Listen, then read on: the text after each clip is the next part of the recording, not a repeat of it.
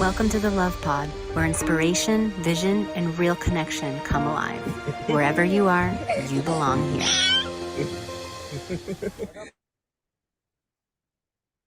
Welcome to the Love Pod. My name is Nathaniel.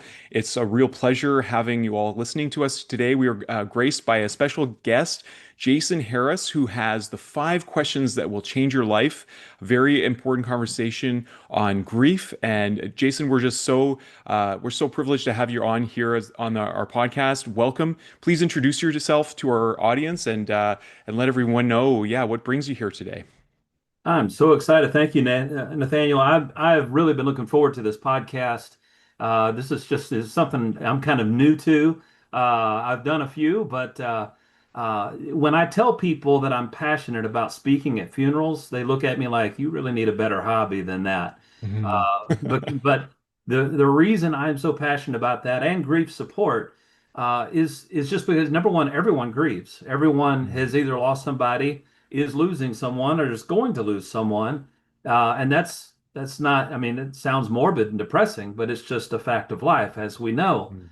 But if we played a word association game with the audience and say, what is the first word that comes to your mind when you hear words like funeral, memorial service, graveside service, and things like that, it usually conjures up pretty negative feelings. Or that's Mhm. sad, it's somber, it's morose.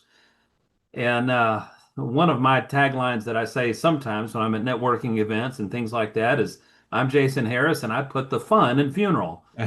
Funeral. And you don't really think of funerals as Mm. fun Yeah. because it is certainly a sad occasion to be losing a loved Mhm. one. Mhm. But I see it through the lens of celebration, the Yeah. celebration of a lifetime. Yeah. And I started being asked to do a lot more funerals about 8 or 9 years ago. I was selling pre-need funeral insurance for a number of funeral homes, and word got around I had a ministry background because I do. I went to Okay. seminary and Bible college, and but ministers are kind of the go-to for doing services. If Mhm. somebody dies, you call the preacher, right? Yeah. Well, sadly, preachers are not trained to do funerals, and Mm. that's a secret that a lot of people don't realize. Preachers are trained to preach. They're Okay. trained to prepare sermons and deliver sermons. And in my 8 years of Bible college and seminary and getting a master's level degree, I had one lecture about funerals, Wow. one. And that's shocking. It's astonishing to Okay. hear. And so the reason that I created these 5 questions is because how am I going to celebrate the life of Mm. someone that I didn't know? And so, because about 95% of the funerals I'm asked to speak at now as a professional speaker is for someone that I didn't know. So Okay. I developed the questions to help me learn as much as I can from family members and friends Mhm. as possible. And that basically shapes about 80% of my eulogy is what the family and friends are telling me about the one that they love Mm. so much. And but I'll tell you this, the reason that I call it 5 questions that'll change your life, well, two reasons really. One, funeral directors have started telling me very consistently, all everywhere that I do funerals, we've never heard so much laughter coming out of our Mm. chapel than Beautiful. when you do services here. And I think, well, that's really cool. And I don't get up and tell jokes. I don't turn the place into a stand-up comedy club. That'd be Mhm. disrespectful. Of course. But the answers to these questions evoke a lot of laughter. We'll get into that Yeah. in just a moment. But the other reason is I almost accidentally discovered about three other applications to the same 5 questions. Mm. Mm. And that's why I said, wow, these questions are life-changing. And Yeah. so I'm eager to share these with your audience today. Yeah, I think that's so wonderful. You bring up, there's so much gold in what you're sharing, Jason. Like, for me, for what I've noticed, especially in our fast-paced, busy world nowadays, is, a lot of families who maybe, got together regularly for holidays and stuff. Everyone's in a busier place in their lives often, especially as young families are growing and all the hustle and bustle. And I find that, whether it's a wake or a funeral, those are often the opportunities that family do take the time to gather and to reconnect. So, being able to bring together people in what I imagine are, really pleasant memories of the individual who has passed past to bring together people in that spirit is so important in so many ways. So I'm eager to know more about what the five questions are and to explore them with you. You also evoked, like, I remember reading Stephen Covey's book, Seven Habits of Highly Effective People, and one of the exercises he had is to like basically write your obituary and like all Mm, the ways that you want people to remember you. And I wrote in a copy. My friend still has that copy, but you know, it had all these points that I wanted to be remembered of. I think it's a good opportunity. I feel like there's so much fear in our society around death and facing that unknown, that your ability to bring light to that, and to also, my understanding is you've published this as a book. You're a published yes, author, correct? Right? yes. So I think this is really fantastic to bring more lightheartedness to this very important topic. Yeah, and just, when you think about things that we celebrate, birthdays. I mean, a lot of people do. I know there's some cultures that don't, but we celebrate every single year another trip around the sun, and we make a big deal about it, and especially with children. But we also celebrate anniversaries every year, and you better hope that you remember it. That I want to celebrate the day that we pledged our love for the rest of our lives together. But when it comes to funerals, I just spoke with a lady earlier today who wants to prearrange her services. She, all I want is a cremation. I don't want a service. I don't want any fuss. And I get that, but it's so sad that that is so pervasive in our Hmm. culture Hmm. today. And the funeral home is not a disposal business. Hmm. It's not just how do we get rid of the body Yeah. legally. It's it's it should be the celebration of a lifetime. Yeah. And I actually have one of my books right here in front of me, Oh, and it's amazing. called Good Grief, Yeah. Celebrate Your Life. Now, it's kind Mm. of a play on words because, well, there was already a book called Good Grief, kind of made me sad because I thought that was really clever. But celebrate your life. Uh, our lives should be celebrated. Yeah. And this is an illustration I'll use at almost every service that I speak at, Nathaniel. I I say that, well, first of all, we're here today not because this person died, but because they lived. Yeah. Yeah. And we're here to celebrate what they did in their life. And we got the Winter Olympics coming up. I just saw a commercial for it. Mm. And good old Snoop Dogg. And I'm all excited about seeing him in the Olympics again. And the humor he'll Snoop bring. Dogg, good grief. Oh yeah, exactly. Oh gosh, they're melding together great. Yeah. And so for shizzle. And so Yeah. what the Olympics show us is a world stage in front of billions of people, of athletes that have trained their entire lives to do what they're doing. Hmm. And they're representing their country.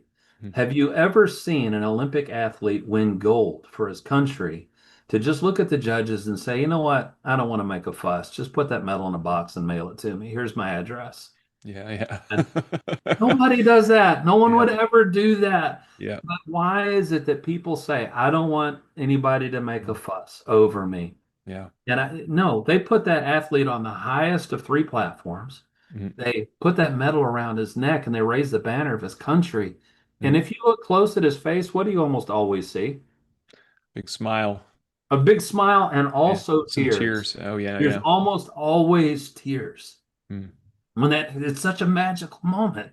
And I get emotional when I think about it Mm. because that's what our funerals should be Yeah. and that's what I tell people. I say, look, I'll point at the casket. This is his platform. Yeah. You are his banner. You are his anthem.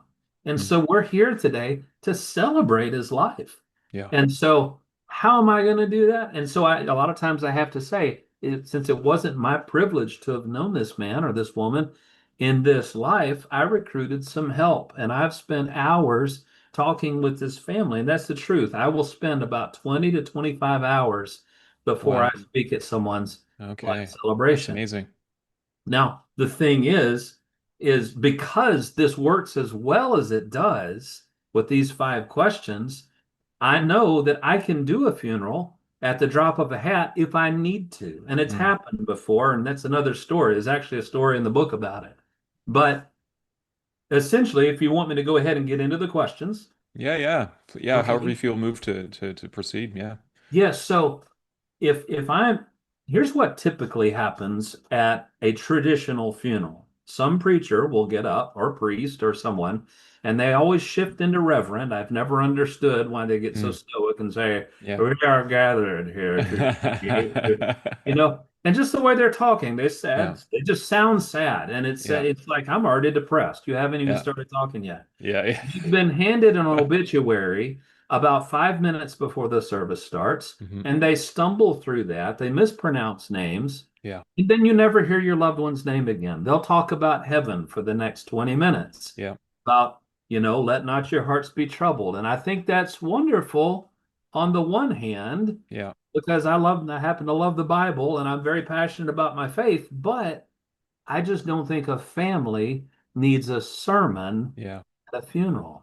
I Yeah. think they need a celebration. It would Yeah. be like, I've told people before, can you imagine going to the 50th wedding anniversary of a couple and their kids and grandkids have rented a giant hall or ballroom or something like that, and they've decorated it out and they've got pictures and everything like that, and they invite somebody to come and MC the thing, and they make the mistake of asking some preacher to come up and do it, and he gets everyone's attention and he preaches a sermon about marriage. Hmm. Hmm. And it'd be like, okay, I kind of see the connection, but Yeah. hello, Yeah. what about us? What Right. about how we met and our honeymoon and how we proposed and when our kids were born and our grandkids and where we moved and what he does and all the things? Hmm. How crazy would it be? I don't think they'd ever ask that speaker back again to do anything else Yeah, no because kidding. it should be about them. So Yeah. I don't know why we give ourselves permission to, at the end of someone's 74 years or 82 Mm, years or 90 years or whatever, that we just put them in the ground and don't yeah. do anything on the one hand, or we get up and talk about something that's not them. Yeah, just platitudes and Just, yeah, it makes no. yeah. And the other part of platitude, I'm glad you said platitudes, because that's what the rest of us are left with, Hmm. who are talking to the family that has survived. Yeah. Surviving family members, we go up and hug their neck and we say things like, well, at least he's in a better place, Yeah. or at Yeah. least he isn't suffering anymore. Hmm. Or and all of those things, you don't know, all of you who are listening, how badly the person wants to punch you in the throat Mm. when you say things like that, because they don't want to hear 2 weeks later, how are you doing? Well, Yeah. I just lost my dad. How are Yeah. you? Thanks for asking. You Yeah. know, and all the things that we say. Yeah. And so let me just tell you about the 5 questions and then why I decided this really needed to be a book. Hmm.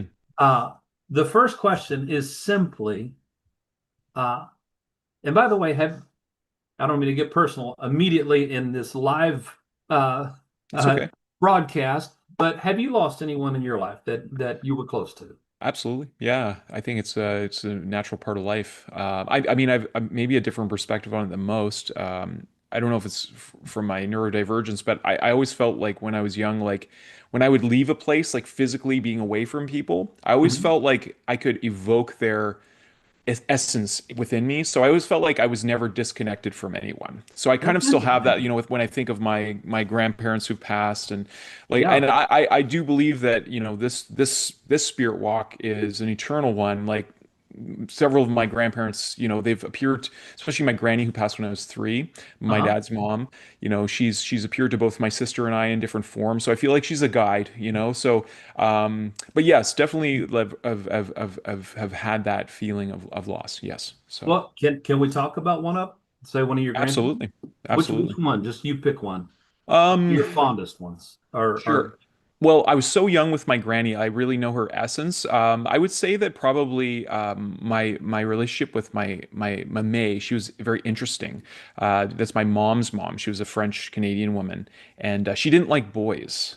But I was her only grandson, and she would always say, you're special. There's something special about you. So I had a good relationship with her, and she was very funny. I actually had the opportunity of living with both my mame and my pape. They passed a few years apart, but I really enjoyed getting to know her on her terms, and she had quite a character to her. So yeah, we can focus on her. Well, you're all that I love it now, and this is the first time I've actually heard the term May, and I don't know if that's a Canadian thing or Meme, yeah, I think it's May. different, like mame and pape. That's what we called my May mom's and parents. Pape.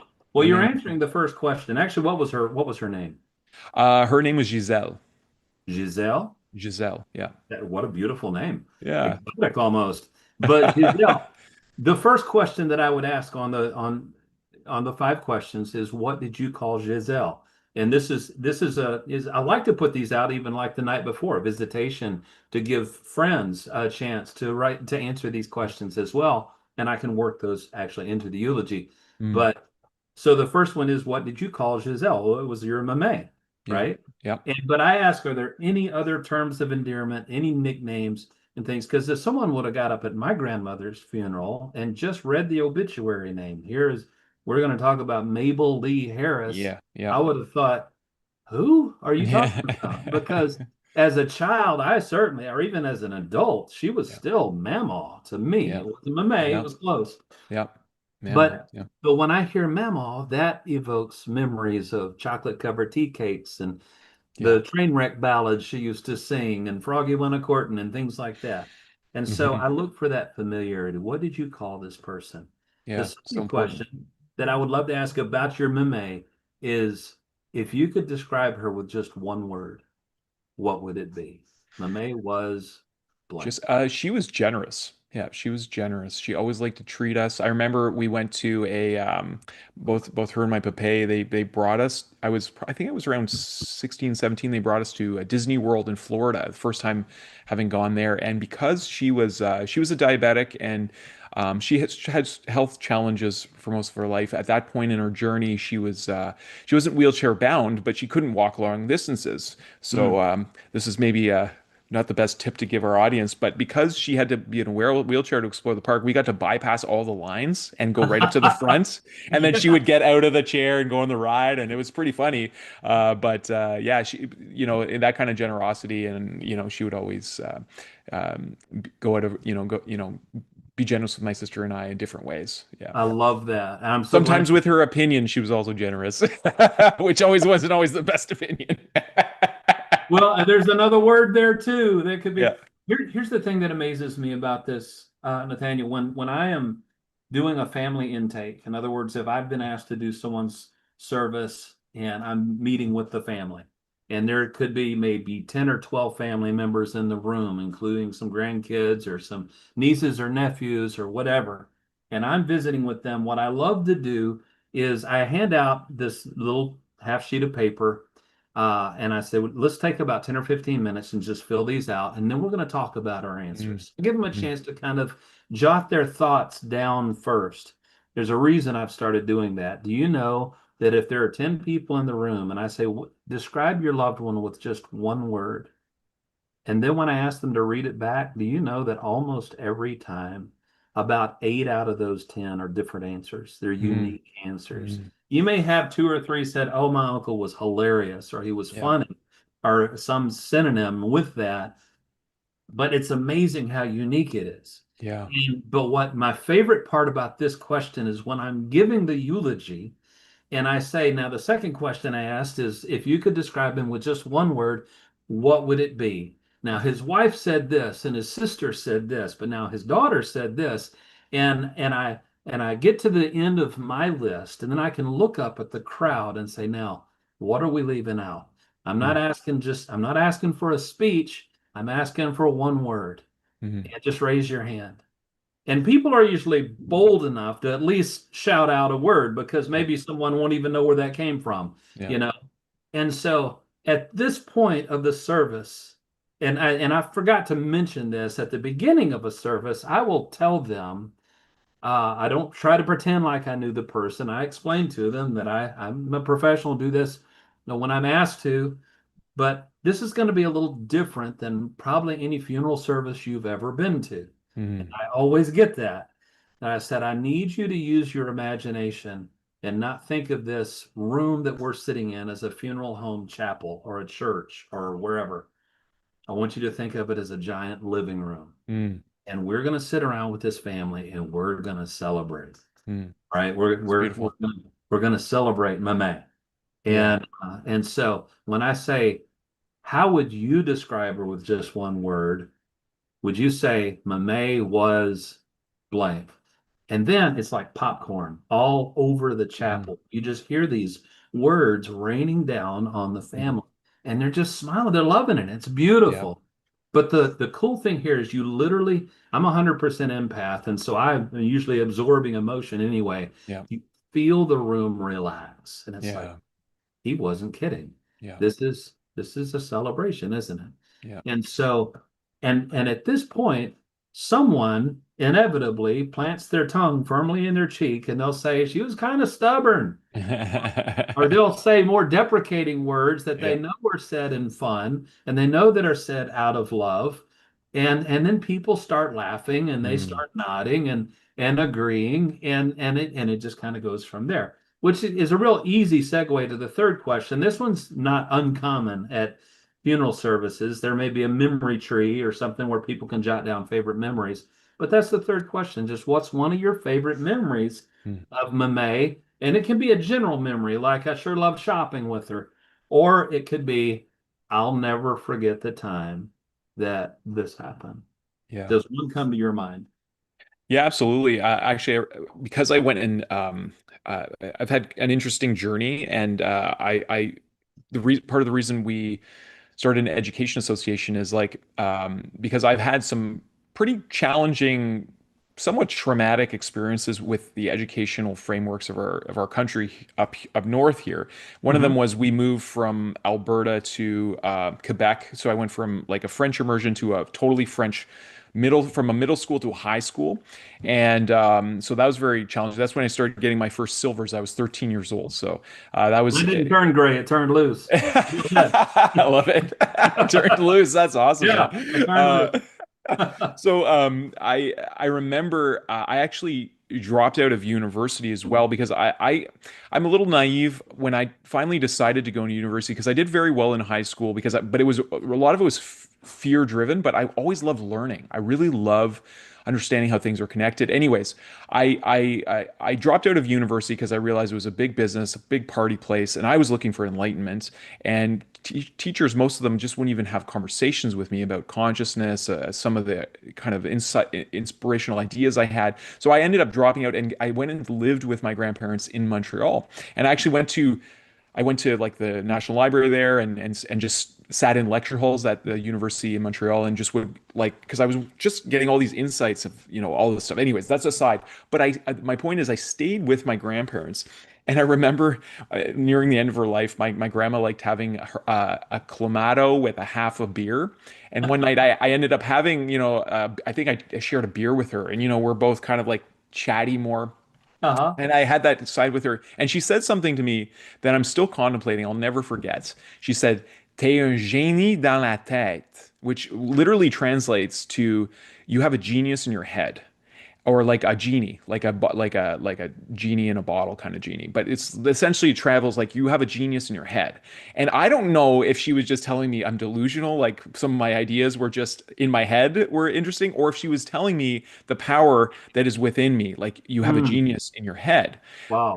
So it's kind of like this paradox because I've Hmm. always wondered, like, I feel like, you know, our creator gives us I feel like relationships are the most important thing in life because it's all that we I really agree with that. leave with. We Yes. don't leave with our body, we don't leave with our material possessions, but we do leave with our relationships and our That's memories a and our experience. good word. And I always felt like you know, she was one of those people who helped me see myself in a different way because like I said, she said, "Yo, you're special, you're not like other boys and stuff." And I always felt like, if she could see that I was special, why can't I see the specialness in everyone? Because I think we all do have that unique, like you were saying, everyone had a unique word of description for that one Yes.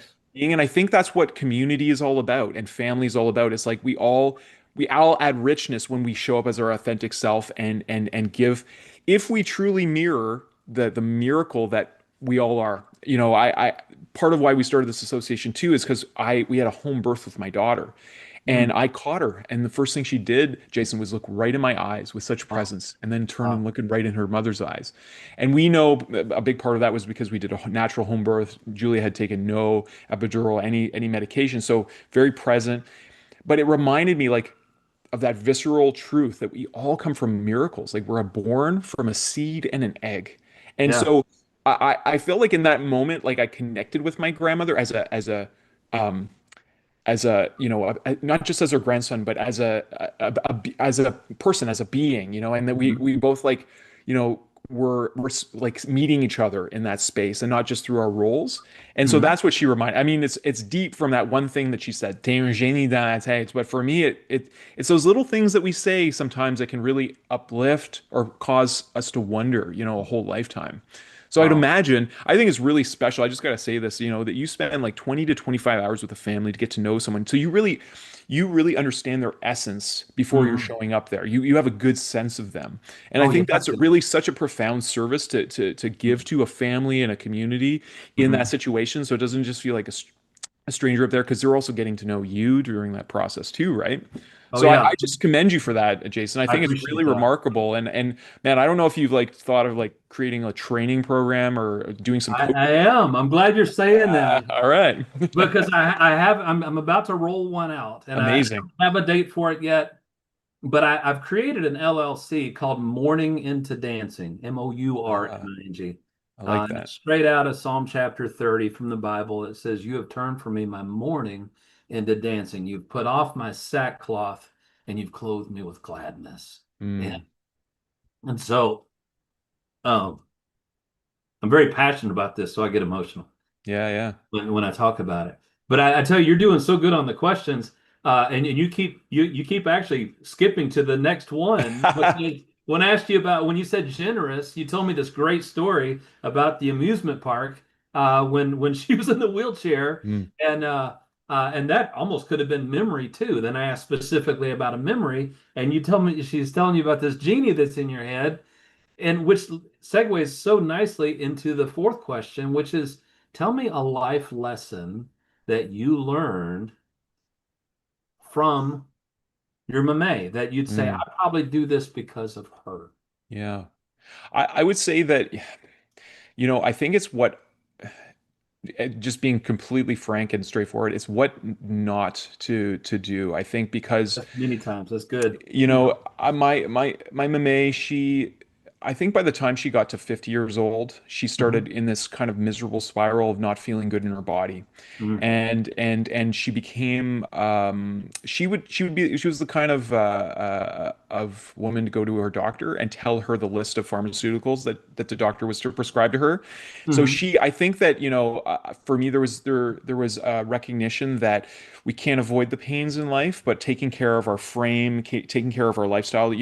I noticed a lot of TV watching and sitting down and not moving, and Mhm. I always kind of took note of that, of how important it was to honor those and not try to constantly, self-medicate through avoidance. So that was a big thing for me because I wonder often too, like what her life would have been if she would have maybe faced some of those whatever reasons she had. And our parents' generations, I think, is starting to improve in terms of talking about our real experiences, our Mhm. our emotional challenges, and all that thing is, I think, is becoming more of a common thing to do. Like I know that my parents, their parents probably didn't tell them very much that they loved them, and my parents made a point to let us know. And but still, the emotional intelligence wasn't always there in the family, which leads to dysfunction. And I feel like if she maybe would have, I feel like she was gifted, but she went to school with nuns, and I think she had a very hard time growing up because of some of her gifts, and in that strict religious framework, have how it can be very an imposition on little children. And so I Definitely. think she was probably carrying a lot of those hurts. And knowing what I know now, there's ways of healing those issues that get stored in our tissues and stuff. But that would probably be the number one thing that I learned from her is like take care of myself, Mm. exercise, and don't. I had a huge aversion. I would get really bad migraines as a boy, especially living in Alberta. They get what's called a Chinook, and this very warm weather pattern that will come over the mountains, and it looks like a big U-shaped cloud comes over, and it'll go from minus 20 degrees Celsius, which I think that's around I don't know, probably about minus 20 Fahrenheit also. But it would go to like plus 10 in Wow. like an hour. And that pressure change for some people live in Alberta, including me, would just give me it would like give me such a strong migraine that Wow. I had to lay on the ground on a cool surface and go into what I didn't know was a meditative state like of stillness. And this would happen regularly with me. But I Wow. had such an aversion to medicines, taking like even Tylenol, Jason. I just Wow. didn't like it. I didn't like feeling kind of numbed out. I would go into the pain. So I think that a big part of that was because I watched my grandmother and how like I could just tell, like she's not dealing with reality and facing those things. So that huge life lesson for me. I still to this day don't take, painkillers or anything like that for that reason. That's profound. I mean, it's very profound. I'm going to warn you, the fifth question is the most emotive, but before I share that, I didn't comment when you said a moment ago, but I want to.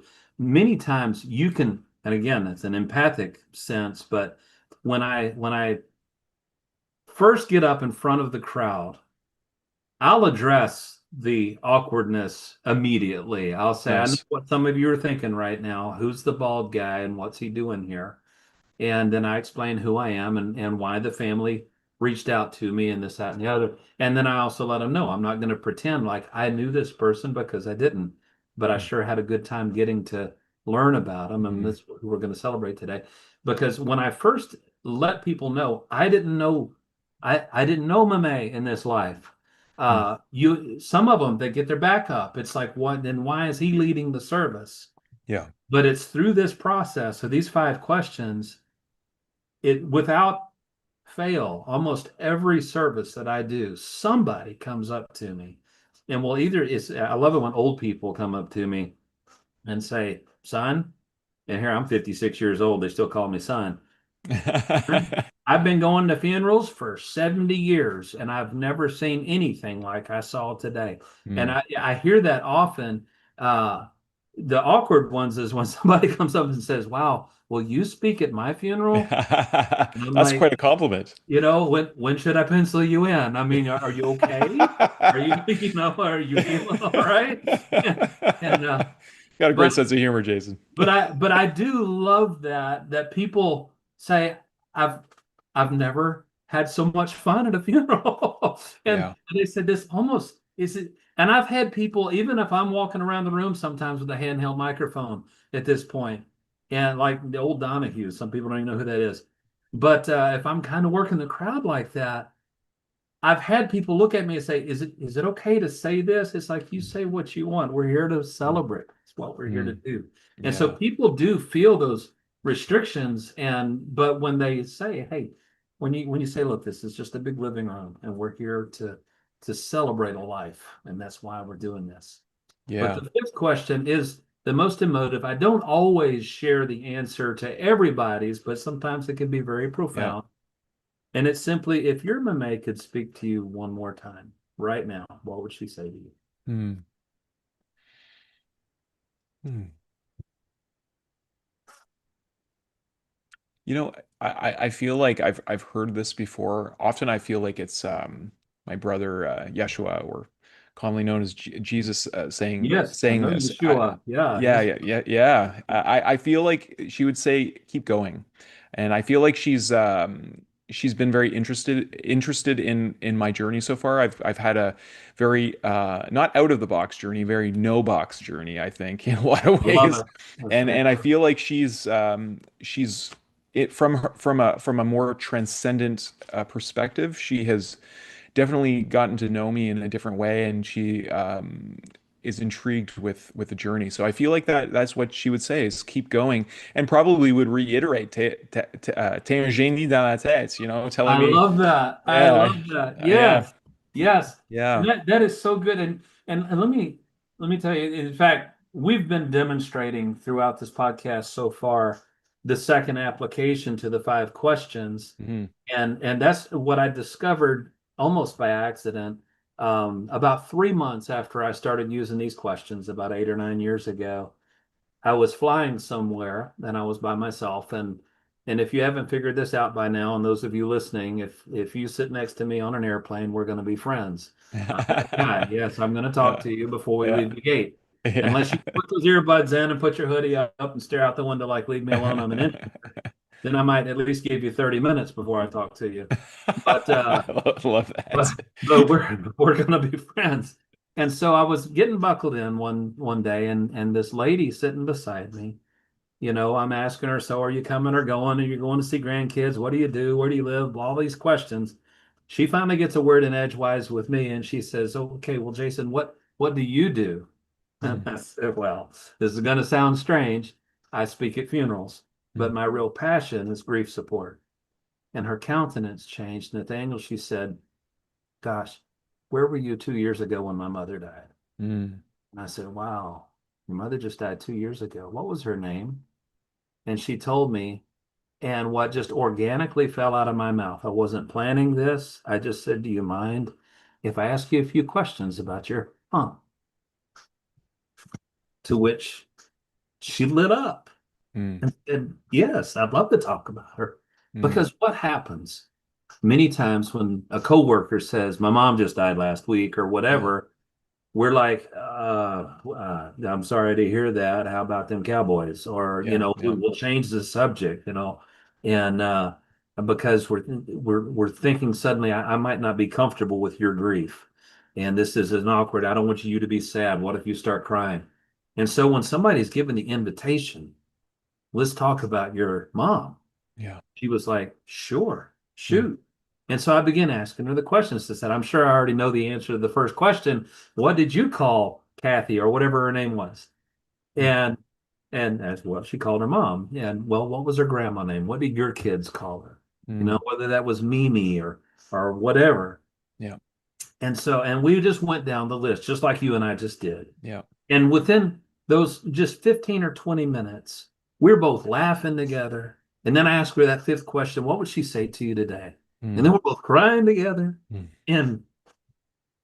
And she got my phone number because she said she wanted more information. I hadn't quite finished writing the book yet. Now, in mm, fact, I just started it. She said, "I'm going to want to know about this book when you finish writing it." mm, I got a text message from her and I never heard from her again. I couldn't tell you her name right now if my life depended on it. But I got a single text message about 3 hours after we landed that simply said, "You have no idea how much I needed that." mm. And I'm thinking, these questions go a lot further Mm. than, well, at least she's in a better place, or at least she's not suffering anymore. Now, how Yeah. about them Cowboys or Yeah. whatever? Because we just kind of feel like I've done my duty if I paint a silver lining on your grief cloud. Yeah. If I tell you, well, at least it's not the end of the world, or whatever. Yeah. And that's not. I listened to an audio book, and this is an unintentional commercial by Michael Sorensen, but I Mm. listened to it 4 times. It's a very short book called Yeah. "I Hear You," Mm.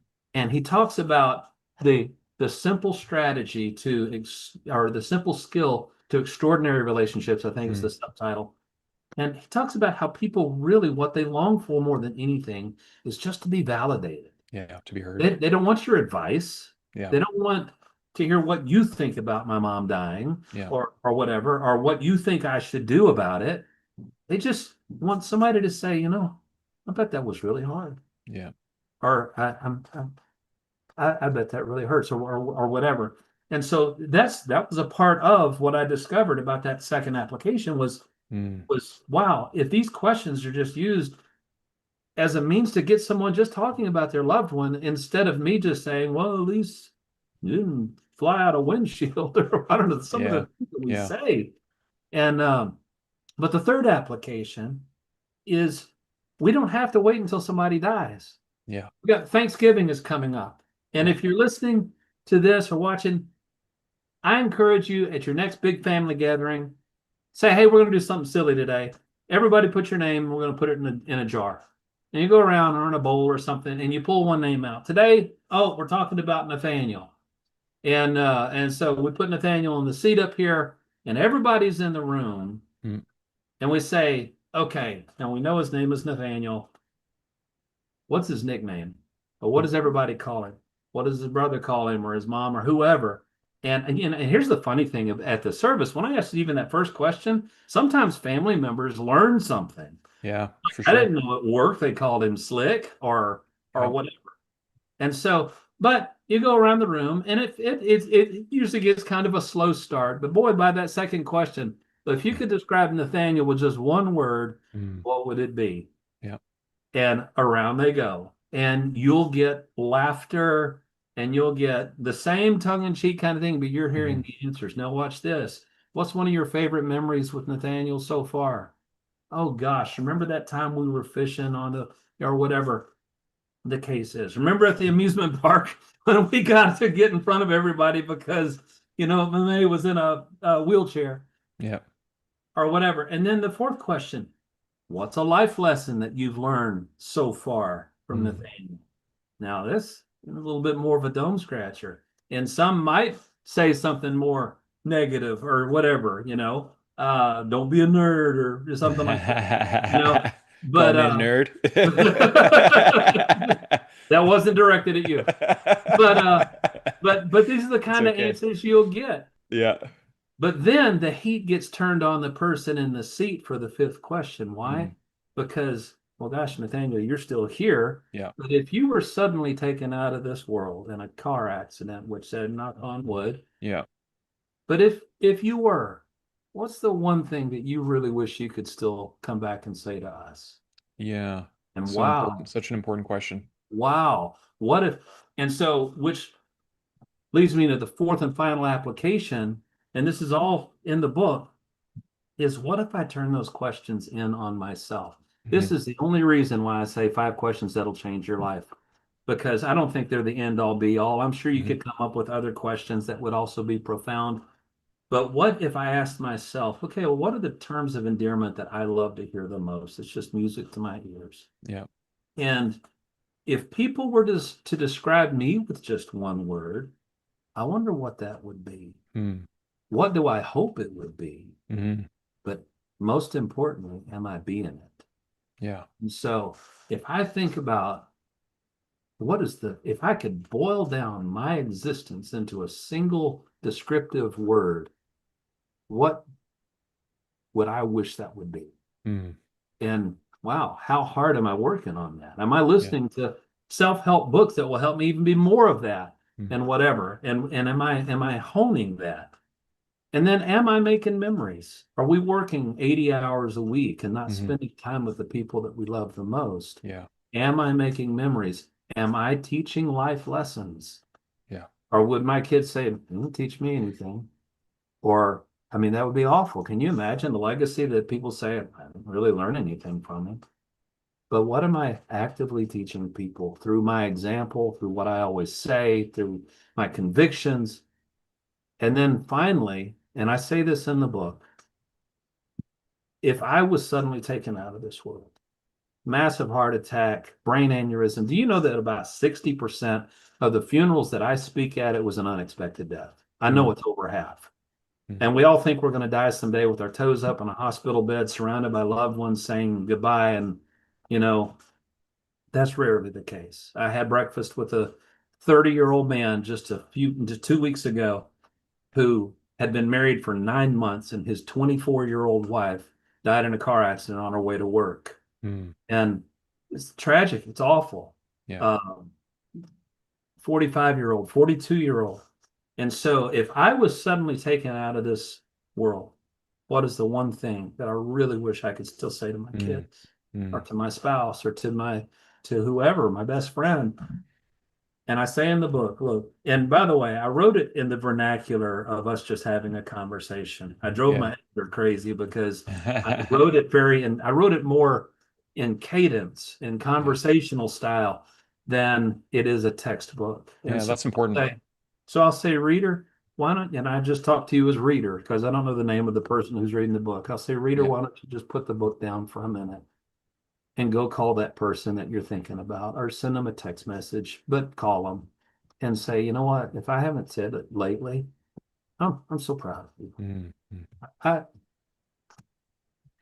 it is such an honor to be your friend.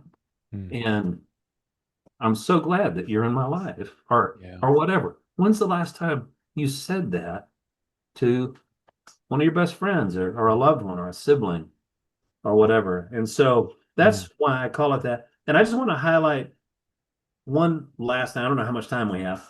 We got as But much time as we need. okay, okay, because you can always edit. Yeah. The ninth chapter of this book, I had the most fun writing. And I could also tell you about the chapter that wasn't in the original manuscript, but that could take too long. But chapter 9 is called Lessons from a Hobbit, a Grief Dog, and a Box of Matches. Oh, nice. And that's the most unique title too. And that Yep. makes people say, "Your what hurts?" I mean, what are you talking about? And all three of those are examples and Mm, illustrations of how important it is to stay on the grief journey mhm, with a friend, mm, with a family. mhm. And this is why I'm gonna tell you about the matchboxes. In fact, I've got one here in my hand. And the I always say that I feel like we have the grief support system kind of flipped on its head. Mm, That's not intentional. Part of it is just the timing of everything. But immediately after someone dies is usually when the service is, at least the vast majority. yeah. Now, I've seen memorial services 2 or 3 months after someone passes, if they were cremated or whatever. Yeah. But typically, it's just 2 or 3 days after a family has lost a loved one. And especially in cases when that is an unexpected loss, Yeah. an accident or a heart attack or something like that. And my gosh, I just talked to him last week. That family is still so much in the denial phase of, are we really in a funeral home right now? Is that Yeah. really my dad in that box up there? Is this really my grandmother or whatever? Is this really happening? And it Yeah. feels like a bad dream. And everyone listening can probably relate to that very thing. And you're just kind of numb. Mm, And but that's when everybody's getting their arms around you and saying, "I'm so sorry for your loss, and I'm here, and if you need anything, let me know." And the casseroles show up for 2 or 3 days, maybe after the service, mm, to kind of help out with the. But it's usually a couple of weeks after that that numbness wears off, and the mm, first real tsunami of grief knocks them over. mm. And they look up, and everyone's gone back to work. Yeah. Nobody's around anymore. Yeah. So about 8 or 9 years ago, I started doing this. I can get this close Yeah. enough. Yeah. There's Beautiful. a picture on one side, and this is a dear friend of mine. Well, actually, I, I I'd met him once. I've become very close to the family, I should Mm, say. And this is another case. It was just a freak accident. It was actually electrocuted in a strange accident, and nobody was expecting this, to happen. And so I get up at the end of the service. I said, "Look, on behalf of this family today, I want to thank all of you for coming. mm, But I'm going to tell you something you may or may not realize." And I say this in front of the family and everybody. They really don't know you're here. mm. And I say it in front of the family. The reason I say, look, there's a reason why the funeral home gives them, a book with your names, your signatures in it. You signed a book when you came in the chapel today.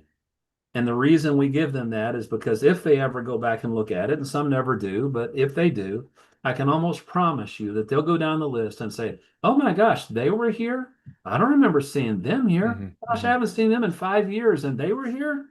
Yeah. I said, "You probably hugged their neck and talked to them for 5 minutes. You probably engaged with them." And I said, "But nothing's getting in." I Mm, said, "They're just numb." I said, "In a couple of weeks, when that first real tsunami of grief hits them and y'all aren't there," I said, it's gonna be really hard. So I need you to take one of these matchboxes home with you and put it in your kitchen junk drawer, because I know you got one.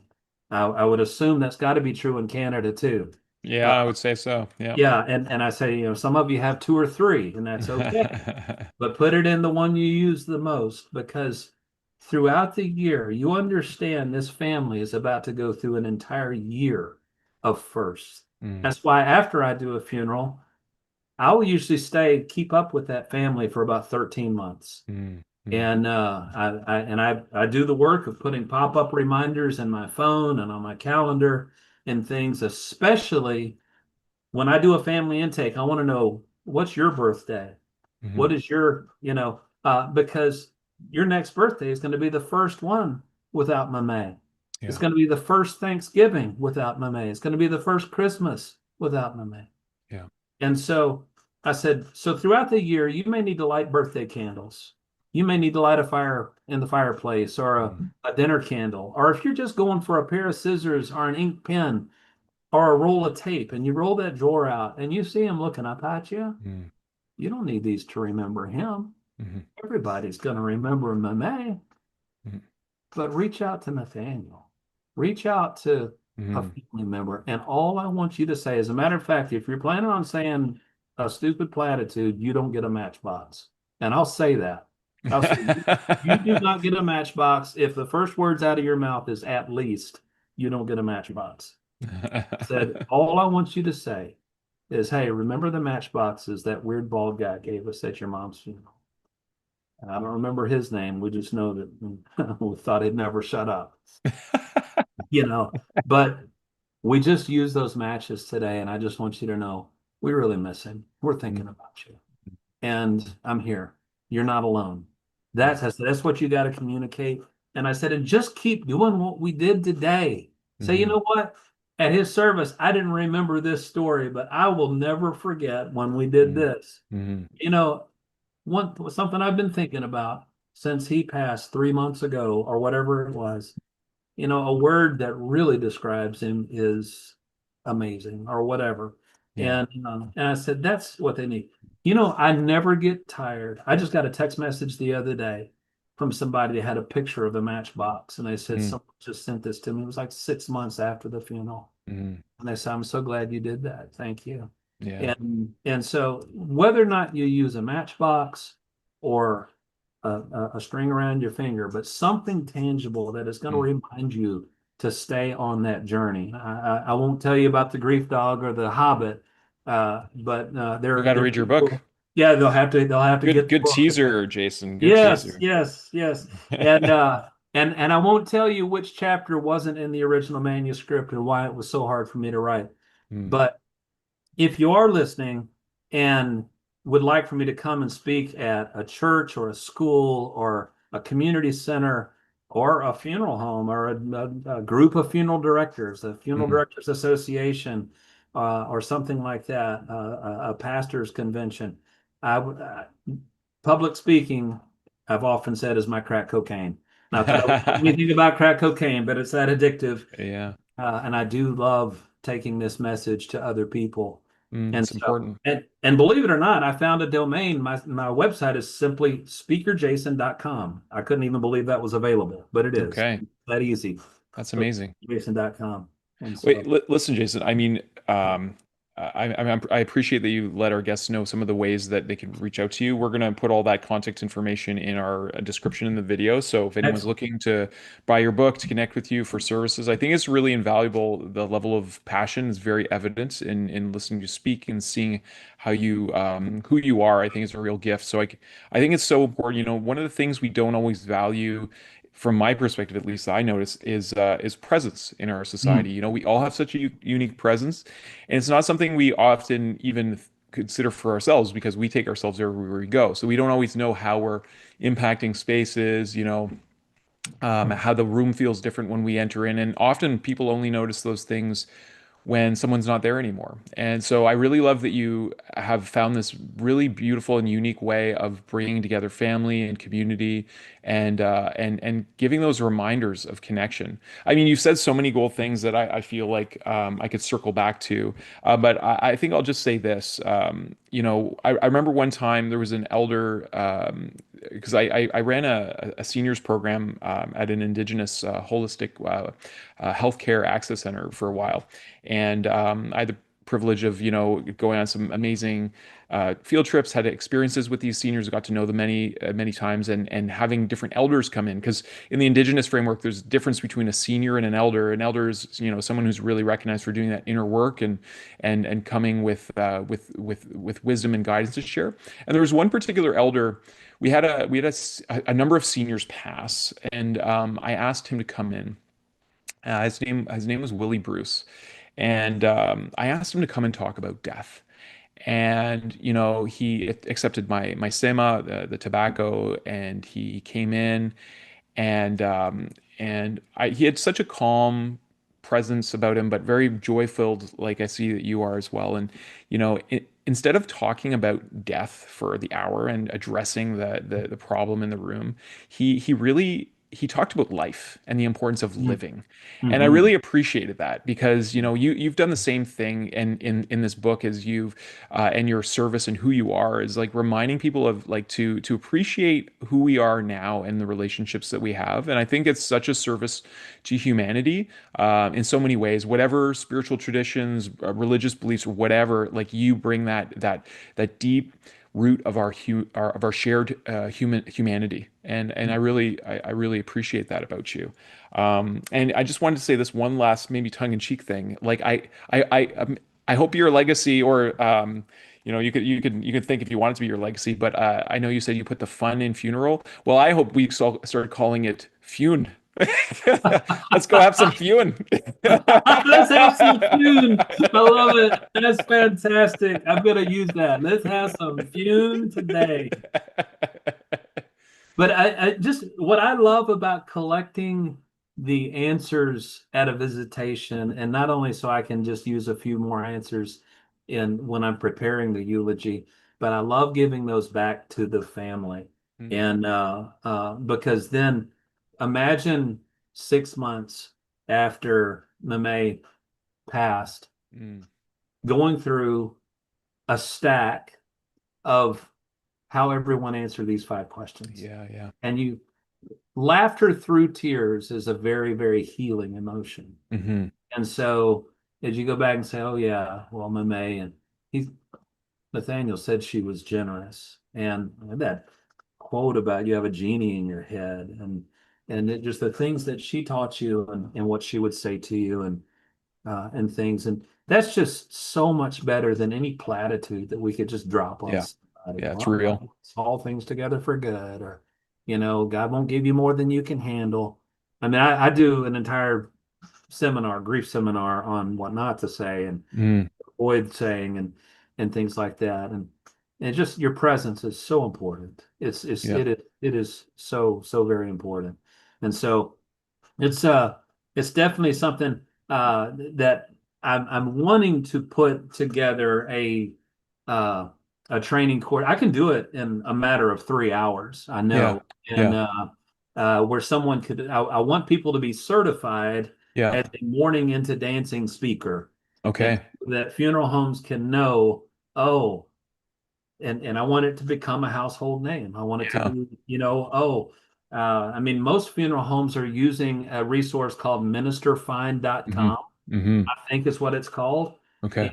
And someone recently suggested I should just get on that and then just kind of change everything. Yeah. But what they're going to find at a pool of ministers are ministers. Yeah, And exactly. my father is a pastor, so I love my father's been preaching for 64 years. He just turned 82, and he's been preaching since he was 17 years old. Okay. Okay. And he does a great funeral, by the way. And if my dad's listening to this, he does a great funeral.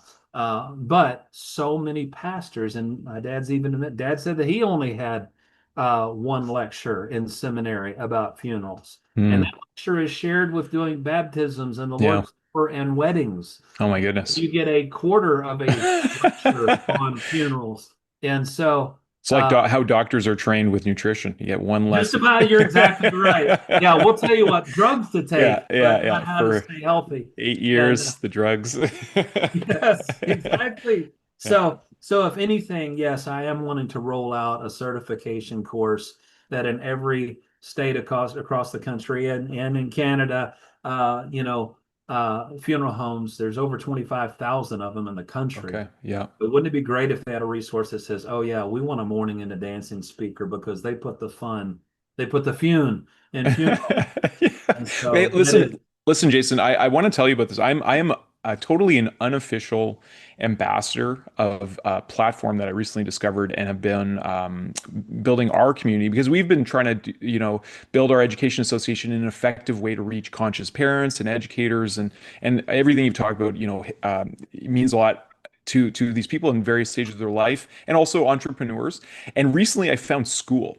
School Hmm. is such an amazing platform because it's all about authentic engagement with people. And I can see that in you. It's such a passion. But what's cool about it is every community, for people who start a community, has a built-in classroom, and it can all you can either gamify it. So if people, engage enough, they can unlock, a course or something. But you can also charge particular and have credentialing certification through this hub. What I like about it, there's no ads. It's not like any other platform I've been on. I always feel uplifted after being on it. Like I really connected with real people around particular interests and subjects. So, I mean, there's people who have pickleball communities, there's people who have like Pokemon communities and all this stuff. But what you're doing, I feel like, especially if you're attracting people who are looking, because I bet those ministers, like, they much cringe if they're getting 5 minutes to prepare for a funeral. I mean, I'm spending more time preparing for podcasts, for goodness sake, and we're doing one or two, each day almost. And Wow. and but what I'm saying is, like, I feel like this is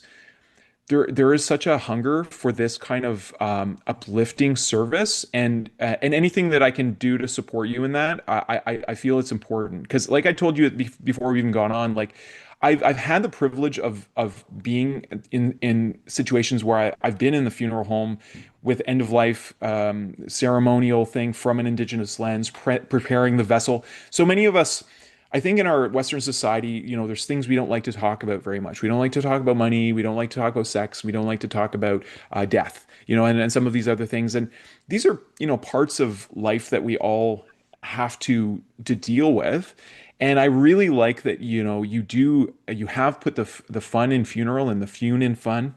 And I really feel like there's like an audience that's waiting for you. And I know how hard it can be as an entrepreneur to find those people because of the noise out there.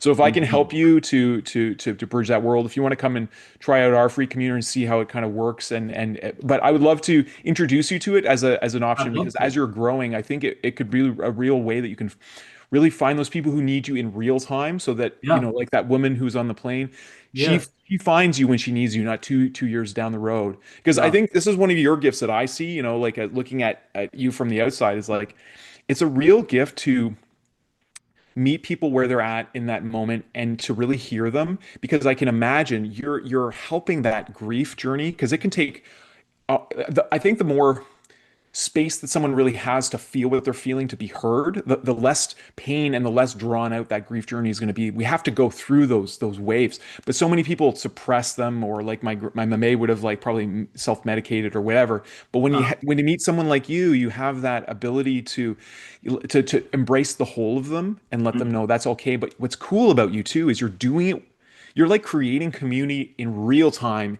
in a funeral hall, and you're putting everyone at ease. And when people relax, like in a living room, then they can process, they can actually be present. So anyways, I really appreciate your service, and anything that we can do to help amplify that and help you continue that mission.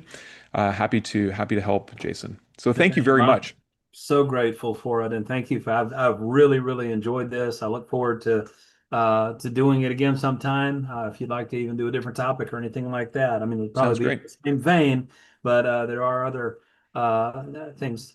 Yeah. to Well, we'd talk love to about. know how your coaching workshop is going, and Yeah. maybe we could even do, like, one thing I'd like to do more on the show is have panels where we have multiple Yes. perspectives. And there's more I'd love to share about, the foundations of our association as well. It is rooted in spirituality, from my understanding of Christ's teachings, and I think that our part of the death conversation, it also, leads to the conversation of our potential. I like Mhm. to see us as human beings kind of like the symbol of butterflies always really resonated with me, and that's actually on the note of my granny. Every time I see a monarch butterfly, because they're rare these days in there we live, it always evokes, like, I feel like, oh, she's, appearing to me. Yes. Yes. Yes. And I feel like, part of this human journey that we're on is to prepare for a greater expansive journey. And I see us as caterpillars in that way. And Hmm. so when you can put people at ease, and to appreciate and celebrate life, and come to this topic that can be, muddled with a lot of fears and unknowns and all this stuff, it really can help, make the world a brighter place. from one room at a time, you know? I'll tell you this, and this would be a fun entire broadcast by itself sometime, from because you alluded to it in the beginning, and just something I've been doing with families that I meet with when I do follow up. I'm an aftercare specialist. I love following up with families 2 or 3 weeks or sometimes months after a service, and not just to see how they're doing, but to talk with them about their grief journey and things like that. Over the last couple of years, I've included the question, and I don't want to open this Pandora's box right now, but I'll at least mention it. Have you heard from them? Hmm. And I tell them I'm not talking about Ouija boards or Mhm. seances or anything cultish or anything weird, but I mean like the butterflies and the Yeah. dragonflies and the cardinals and the Hmm. coins and the different symbols that we see sometimes. And you would be surprised the stories that I've harvested. Mm. I would venture at least 90% of the people I ask that question to say, sometimes they'll cut their eyes at me, Nathaniel, and they'll say, "How did you know that?" Mm. And I'll say, I'm asking. I don't know Mm. that.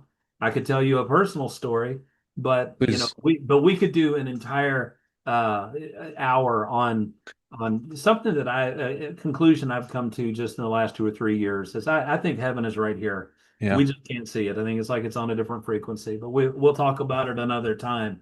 But Yeah. I love engaging with people about this, and so I look forward to hearing from some of your audience. Absolutely. And it just I think this is a perfect note to end and to plant the seed of a further conversation, Jason, because that's our wholehearted belief through Lighthearted Vision is that we can create home for everyone, and that's our acronym for heaven on Mother Earth. And not only can we, I feel like it's our 100% our responsibility. I think where my beliefs diverge from kind of more mainstream Christianity is I believe that Christ told us, seek first the kingdom of heaven. He was telling us not to be good to appease a God that would judge us, but he was telling us that when we first choose a consciousness, a state of consciousness that is one of unconditional love, recognizing our brother and sisterhood, that we're all interconnected, and to treat one another as we wish to be treated because we are all from the same source of beingness. I feel like he was giving us the seeds for a new era of love and peace. And I really do feel like we are in an accelerated age where we're seeing massive transformations of consciousness on the planet. I think we're waking up to some of these more subtle, like you're saying, people are realizing like there is a subtler realm of experience that our loved ones still communicate to us through. But I really feel like the value is, like you said, learning these lessons now, Mhm. learning to really appreciate our who we're becoming, and to consciously choose that, and so that we can, as conscious brothers and sisters and parents and educators and entrepreneurs and artists and children, kind of like he said, return to the state of being like children again, and through that through those eyes you can create a different kind of experience in our world. And I feel like he works through us in so many ways. That's been my experience anyways, and that's a whole story. I agree with you. It's a topic for another day. and Yes. um and um but just so his guidance is a big part of what we're doing. And I believe that every master has kind of taught their version in different ways. That's at least my perspective. I know not all Christians agree with me on that one, but I do feel like God is always, it's like Neil Donald Walsh's book. He said he has, when he asked God, he's like, well, why do you only talk to certain ones of us? And he said, and his response was, God's talking to, I'm talking to all of you all the time. That was the response, but it's who's listening. And you're such a Mm. profound listener, Jason. I see it in you. I can feel you really have that empathic gift, like you were saying. So what a blessing to those who need. You can probably hear our daughter squealing in the background. I'm going to go continue living life to the fullest, and you've given myself and our audience here a wonderful some wonderful questions to contemplate. So thank you Thank so you so much. much. Well, have fun. Have you? That's so wonderful. Oh my goodness. Okay. Oh man.